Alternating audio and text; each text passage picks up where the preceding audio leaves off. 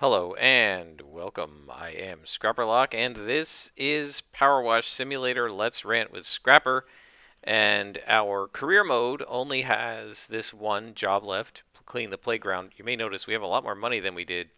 That's because I did some of these bonus jobs. I didn't realize, I didn't do the mini course. It only shows me having done the gnome fountain, but I actually did these other two, so I don't know why that's not showing.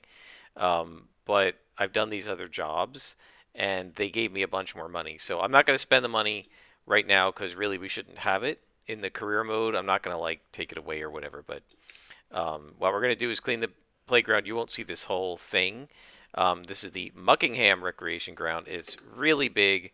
I'm not going to be able to do it in 45 minutes or something, and so you're only going to see part of it. What I may do is actually pause the, like sort of stop the playthrough and then continue it for my next Let's Rant. We'll see what happens.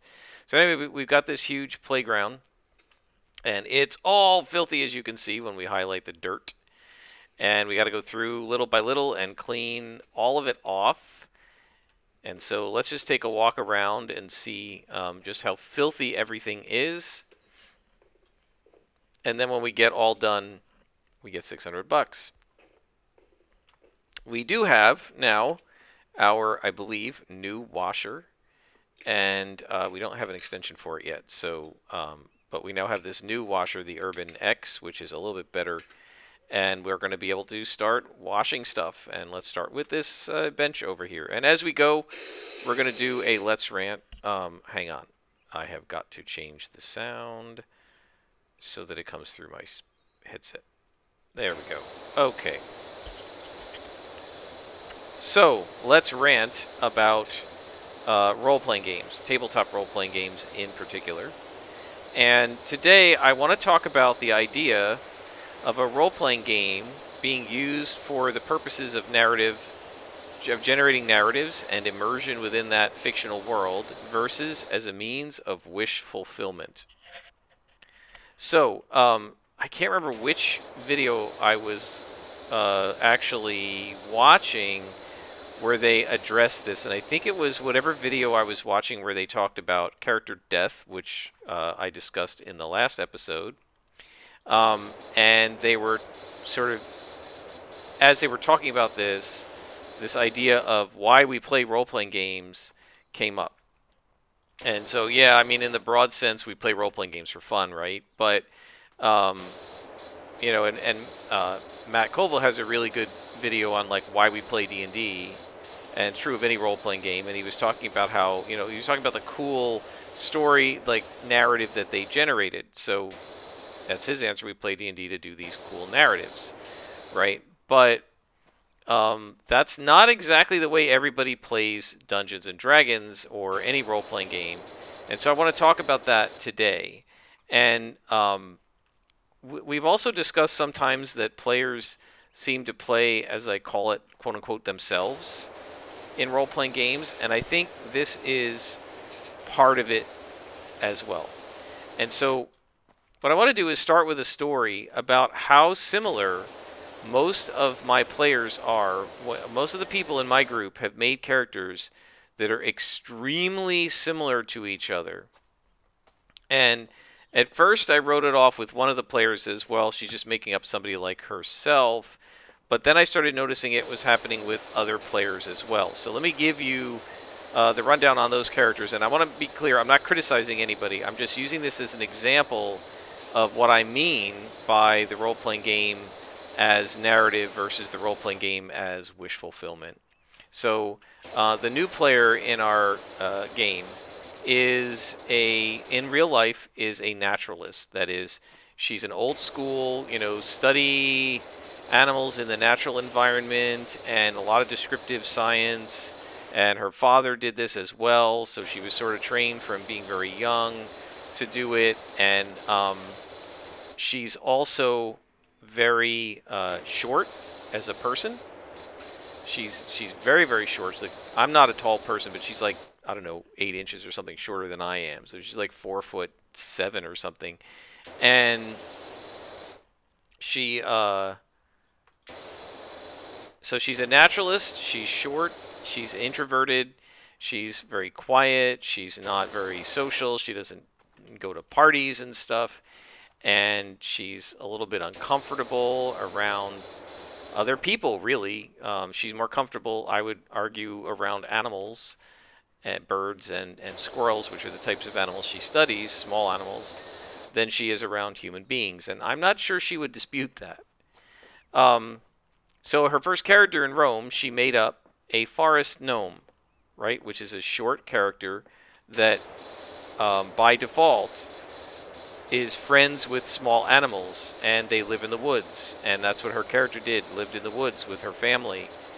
And then her family kind of disappeared, and she joined the party and so on. And her character was always very awkward and uncomfortable, more awkward and uncomfortable around people, and more at home around animals, right, which is very much like herself. In the next game we played, or the interim game, Candlekeep, she made up a character that she said she had trouble playing because he was quote-unquote so different from her first character, but I saw them as very similar. This was an elven fighter rather than a gnome ranger, and although he didn't have any pets, he was still more at home in the forest than he was amongst civilization, and very sort of awkward around other people. Sounds similar? Then, in Deadlands, she has created a character who is a farm girl who is more from Kansas, who is more at home with the cows and the chickens than she is with people. And again, kind of socially awkward and quiet and that sort of thing, right? So this is kind of the same character, it seems to me, over and over again. So you could say, well, she's just playing herself, but I don't think that's a sufficient enough explanation. Then you have one of the other guys whose first character was an Aarakocra cleric.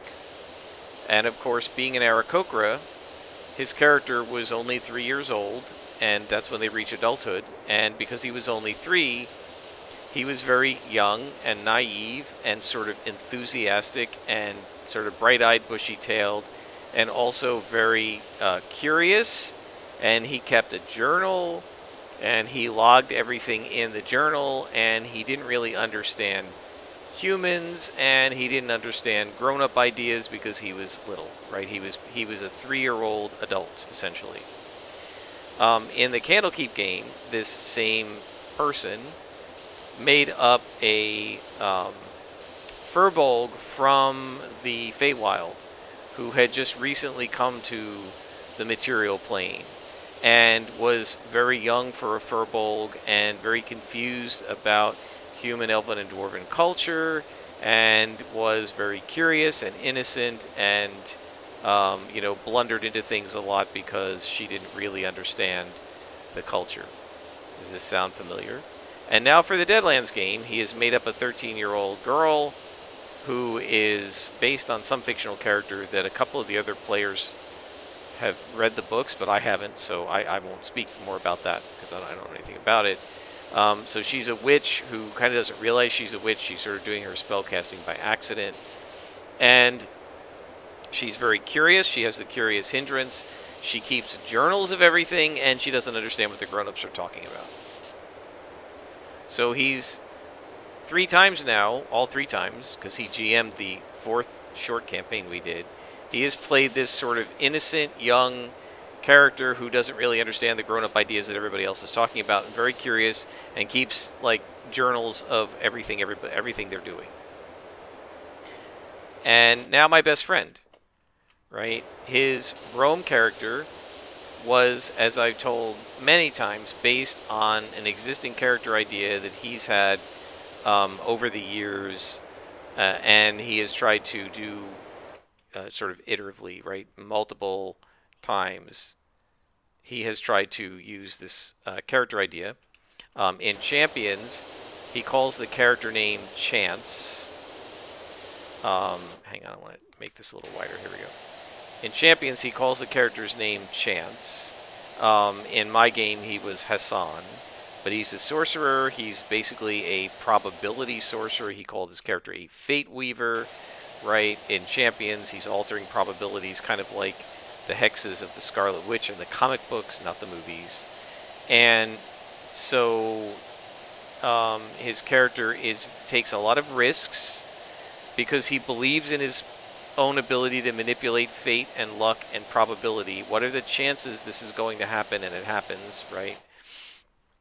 And his character is very impulsive because, again, he thinks that luck is always going to be on his side, so he just goes ahead and does whatever he thinks is going to work. He's impulsive, maybe a little bit overconfident, and,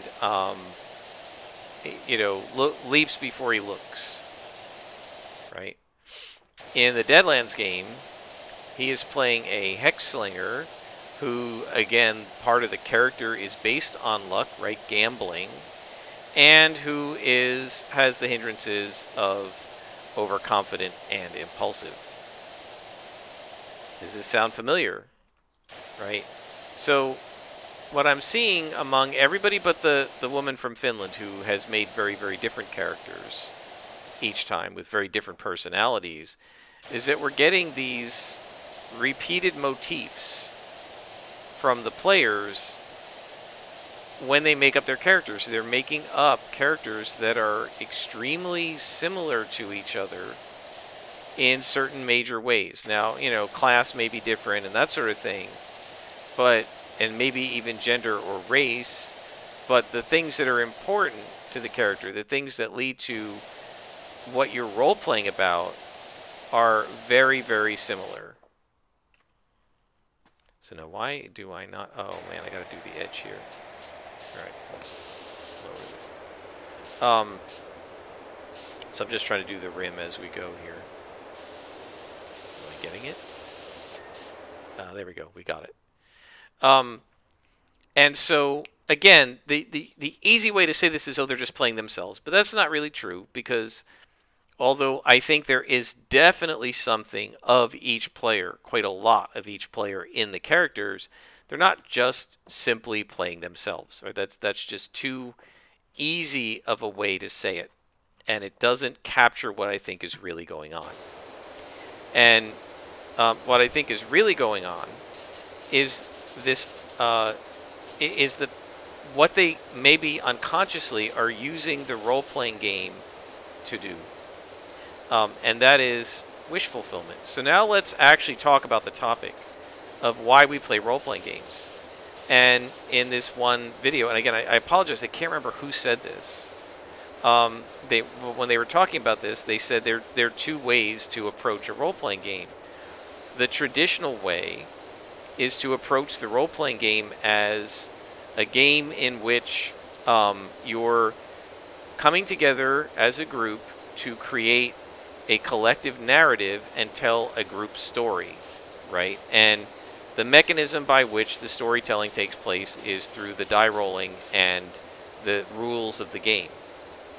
And if that's what you're doing, and they were talking about character death, and a character dies, it's really not a problem, because that's part of the narrative. And if that's what you're doing, then what your character represents is a fictional individual who is not like you. And what you're trying to do when you're playing the character is, let me pull up my original wording of this, because I just want to make sure I have it, I say it the way I planned, and I want to get it right, because I kind of really like the way I originally worded it. So just give me a sec here. The idea of immersing yourself in a character that isn't you. That's the traditional way to play a role-playing game. That's the way Gary Gygax assumed you'd be playing it, and that's the way that Steve Peterson and George McDonald, when they created Champions, assumed you'd be playing Champions. Right? That your goal in the role-playing game as a player is to immerse yourself in a character who isn't you, right? And through doing so, because you and everyone else is doing that, you create an immersive world and a shared narrative. And I think a lot of people would probably, even people who aren't doing this, would probably say that that's what they're doing when playing a role-playing game. But as this person pointed out, there's another way to do it, and I think to some degree this is what's going on in my game group, right? When we talk about, oh, they're just playing themselves, so what's really going on? It's that they're seeing the playing of the character not as a means of immersing themselves in the fictional world and the fictional narrative of someone else, but rather as a means of wish fulfillment, right? They're making up essentially the character the person they wish they could be, maybe in this world, and then they're using the game as a means to do wish fulfillment with that character, right? And the reason this came up in the context of character death is because, as I said, if you're just making a shared narrative and you're just immersing yourself in a fictional character who isn't you, then if the character dies, it's no big deal. You just immerse yourself in another character.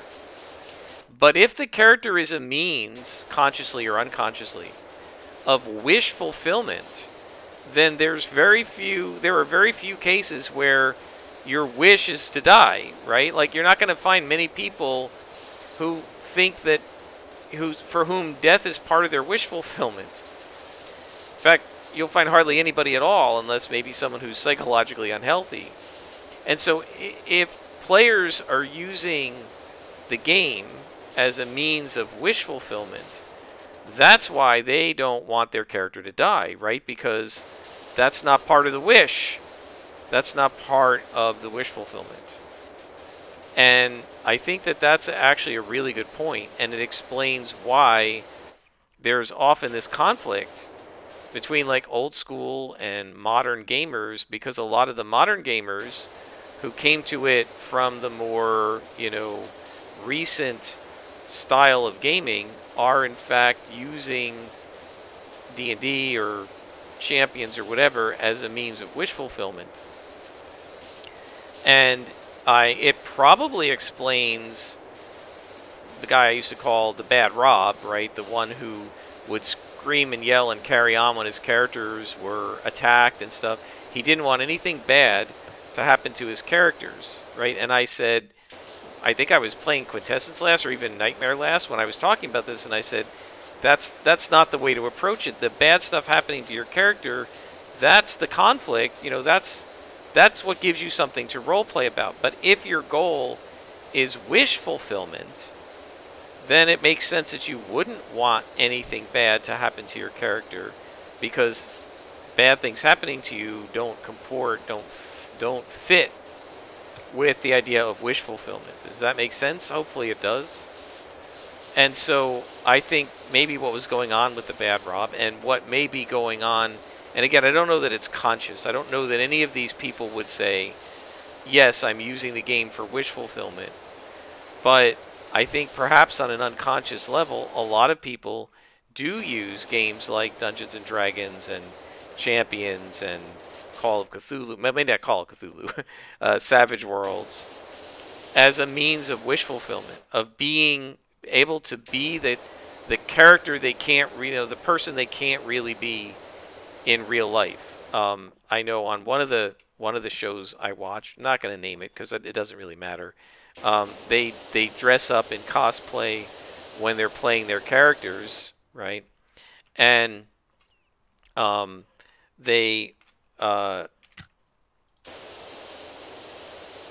and the one person happens to be a woman, was saying that she really likes dressing up, because in real life she's sort of, I guess, not, she was dressing the part of a very sexy character, and I guess in real life she's not normally comfortable wearing clothes like that, and I guess she doesn't feel sexy in real life, right?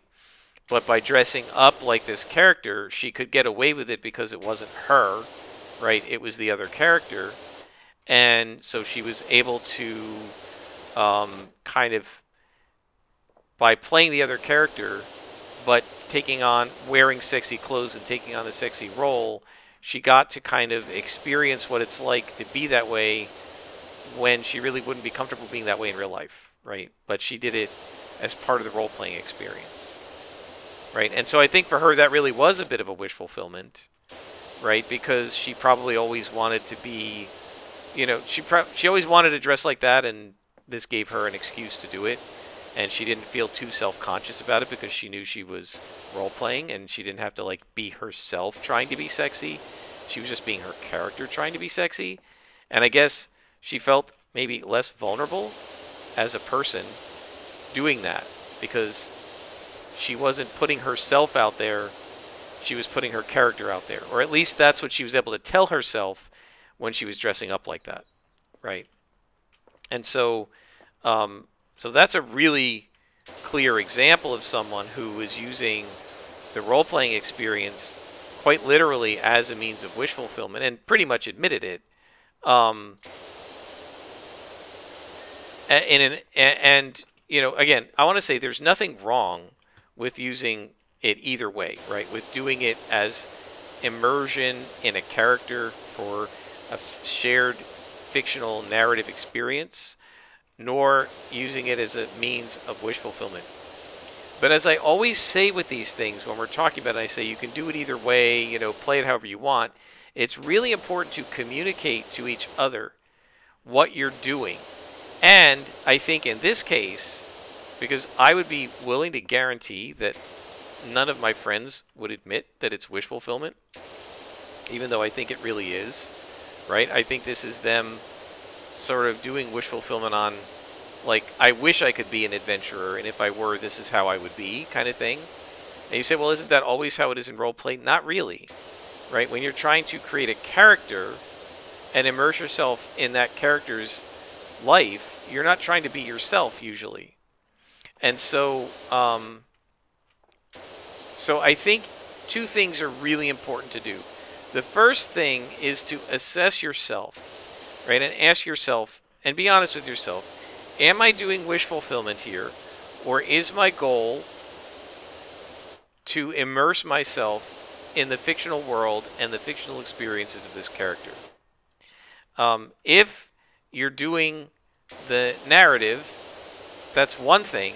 If you're doing the wish fulfillment, it's something else, right? And so the first thing you have to do before you can do anything else is you need to understand what you want out of the game.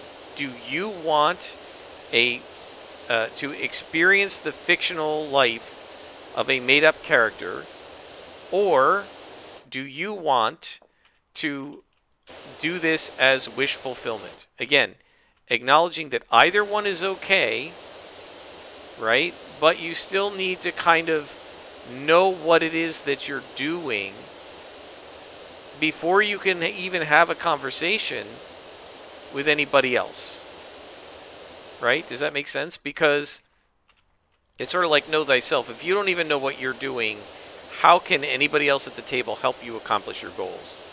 So you got to figure out your goal first. And then you need the other players to figure out their goals. So you got to talk about this a little bit. And then you need to come together as a group and decide, what are we doing here? Are we immersing ourselves in the shared fictional experience of the world with the goal of immersing ourselves in the fictional lives of our character? Or is our goal wish fulfillment?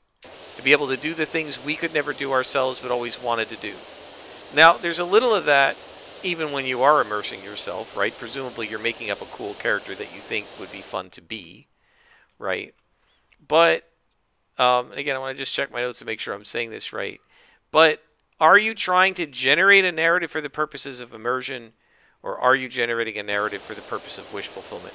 They're two different purposes, right? And if it's wish fulfillment, that's where you start looking at maybe we have a non-lethal game, right? Because nobody's wish is to have their character die, right? Nobody wishes to die.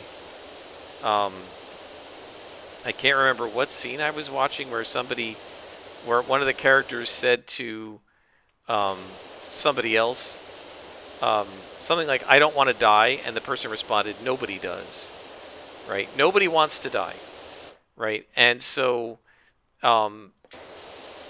death is not going to work in a wish fulfillment game. On the other hand, if you're just trying to immerse yourself in the life of a character, then you kind of don't care what the character wants in terms of the narrative. You just want to make the narrative as good as you can make it so that it's as immersive as possible, right? And if that includes dying, that's okay. I'll just make up another character. It's not a wish fulfillment for me, you see. And so I think it's really important first to know what your goals are. To know, do you want immersion in a fictional character, or do you want wish fulfillment? Or maybe a little of both. And then once you guys know it for yourselves, you need to come together and talk about it as a group and say, okay, what does everybody want? And can we find a way to do this as a group so that either everybody gets the wish fulfillment they want, or everybody gets the narrative immersion they want. And, you know, it may be the case that you guys don't fit, right? If one person wants narrative immersion and everybody else wants wish fulfillment, then narrative immersion guy might not really fit with the rest of you, and vice versa, right? I mean, I think realistically, as a GM, I would say to my players, I'm not really here for the wish fulfillment stuff, and I'm not really sure I want to run a game that's all about wish fulfillment. That doesn't make it bad. It's just that that's not my goal. My goal is immersion, right? And if you look back at all of the times that I've been maybe critical of how people play role-playing games and that sort of stuff, when I have been, frequently what I have been, the reason I've been critical is, what have I argued? I've often argued that, quote unquote, this hurts immersion, right? And, well, that tells you exactly what I'm most interested in. That I'm most interested in the immersive experience. And I don't like when, like, for instance, we talk about the rule of cool, right? And I've been, you know, rather critical of it most of the time because I feel like it hurts immersion. And several people in the comments, and certainly other people who don't make comments on this channel but to talk about it otherwise, would argue, but it's cool and it makes people feel good and they feel awesome and stuff. And like, what are they expressing? They're expressing that you get to do wish fulfillment, right? The rule of cool is not about immersion. It's about wish fulfillment, right? And again, there's nothing wrong with either one. It's just that they're not always compatible, right? I have this really good friend who hates the rule of cool and always complains about it. Let's try the wider one. Hates the rule of cool, always complains about it, always argues against it, always wants to interpret the rules exactly as written. Why? Because he's there for the immersion. He is not there for the wish fulfillment. Meanwhile, he has another player at his table he calls Bard Boy because he started out by playing a bard, although I don't know if he's still playing one. Because that was a previous game, I think. But Bard Boy is always asking to do crazy stuff that you really shouldn't allow in the rules, technically. And, oh, but he thinks it's cool, right? Why is Bard Boy there? Bard Boy is there for wish fulfillment, not for immersion. Right? Now, there is sort of an irony here, which is that I feel like if you want to do wish fulfillment, in a way, don't you kind of have to be immersed? Because if you don't believe in the world, then how can you believe in the fulfillment of the wish? But I'm not a wish fulfillment person, so I don't really know. Feel free to answer in the comments if wish fulfillment is your way of playing role-playing games, and you can explain why breaking immersion to fulfill a wish actually works. It seems to me like it wouldn't work because it's not real, so, you know, it doesn't, then the fantasy is broken, isn't it? But again, I'm not a wish fulfillment person, so I don't really know the answer to that. So feel free to make comments if you want. So yeah, I think this is why I've often railed against the rule of cool, and I often complain about, like, OMG, so random, whimsical stuff, things that I call cartoonish. I say it breaks immersion, right? Again, because what I'm looking for in a role-playing game experience is that immersion in the fictional world and in the fictional life of the character, right? And anything that breaks that immersion and makes me feel like I'm not immersed anymore in that character's fictional life ends up frustrating me, because that's my goal, right? And if you're doing something like the Rule of Cool, you're often doing things that wouldn't fit in, wouldn't be realistic, right? And they don't fit in the rules, but it makes you feel dope, as Matt Colville would say, and it fulfills your wish to be cool or awesome or powerful or whatever it is. And so, so yeah, those are sort of like, ow, sorry, just banged my thumb. Those are just two different ways to approach it. Again, it's not the case that there's a right or a wrong way, but sometimes these two ways are not easy to make compatible, and they don't necessarily share the same headspace when you're playing a role-playing game. And you know, it's important to know this and to talk with each other so everybody understands where everybody is coming from, right? There's, again, not necessarily a right or a wrong way to play these games. I think it was the Basic Expert who said the right way to play a role-playing game is the way you guys want to play it. Like, however you enjoy it is the right way to play it. And that's true, but it's also true that a bunch of players at the same table might all have different preferences. And so you need to know what each other's preferences are so that you can come together and mesh together comfortably, and so that you're not clashing, right? After all, I think this is the source of some of the clash between my best friend and I, in terms of his character with his homebrew, and it was driving me nuts, and I was grumbling about it, right? Well, why?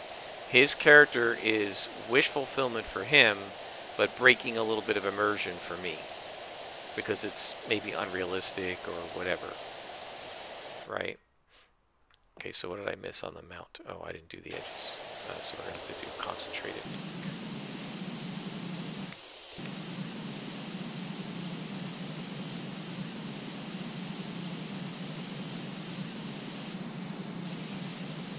I'm trying to do this in a little more systematic way than I was doing the other ones, just because, I don't know, for some variety. So what am I missing here? Oh, all this.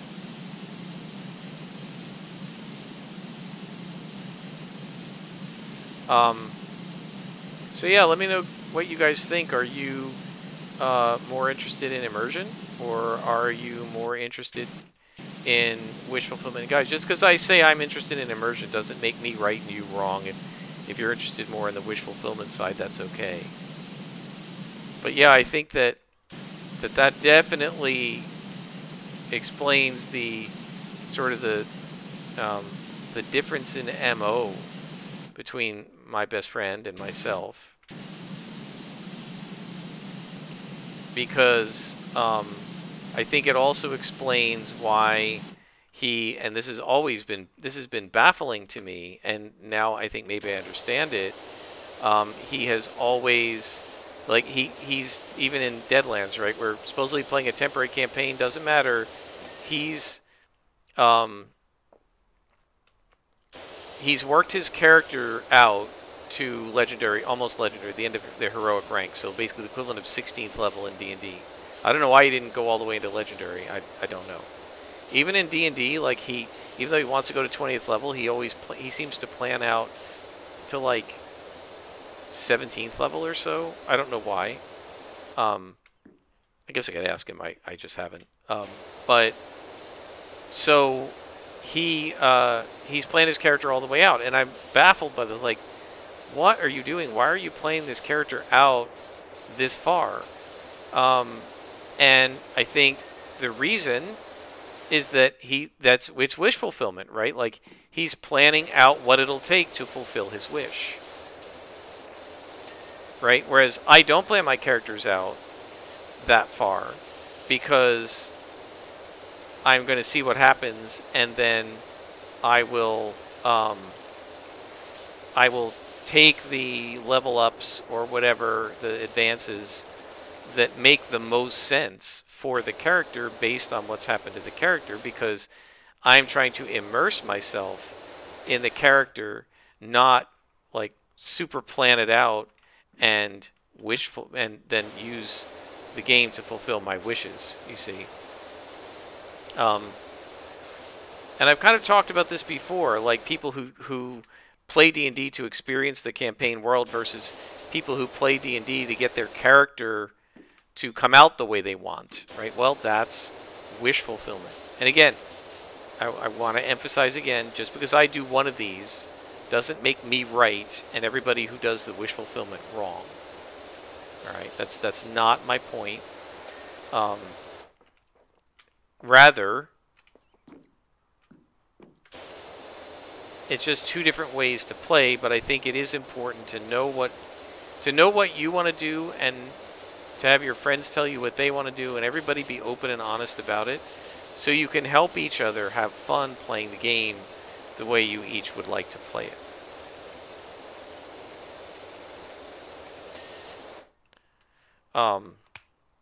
So yeah, let me know in the comments. Are you more of a wish fulfillment person?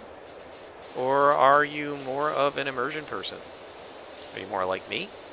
Or are you more like most of my other players seem to be, other than the girl from Finland, who definitely does not seem to be that way. She seems to be more of an immersion person, because her characters have all been wildly different and not necessarily anything like her.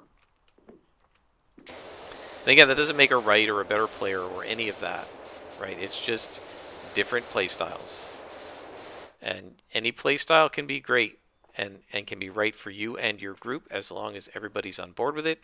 Everybody is clear on what people's goals are and what their needs are, and you're all kind of on the same page. So I would definitely say, guys, make sure that you're on the same page with your other players and your GM, so that everybody gets the best chance to have fun the way they want to have fun. So I guess that's my rant on wish fulfillment versus immersion. I do think it's related to character death quite a bit, because, you know, I think that the people who don't want... we're clean up here, so we're going to stop. The people who don't want their characters to die, I think, are definitely in wish fulfillment mode, and the people who are okay with characters dying are in immersion mode. That's kind of my take on it. So let's take a look at what we've done. We've cleaned off all the outer areas, the bench and stuff. We cleaned the rim around here, and we did the Stegosaurus, and we did the little merry-go-round. What do they call it here? Roundabout. It's pretty clear this is a European game, because they use certain names that we don't use in the U.S., roundabout being one of them. That would be called a carousel or a merry-go-round, at least when I was a kid. We still have to do all of the floor. We have to do the monkey bars, we have to do the playhouse and the slide and all of that. So this may take a couple of episodes. I'm going to stop here. I think this has been long enough. As always, please feel free to leave comments. I love getting comments from all of you, and I appreciate every comment and every like. And until next time, I am Scrapperlock, and this has been Let's Rant with Scrapperlock using Power Wash Simulator.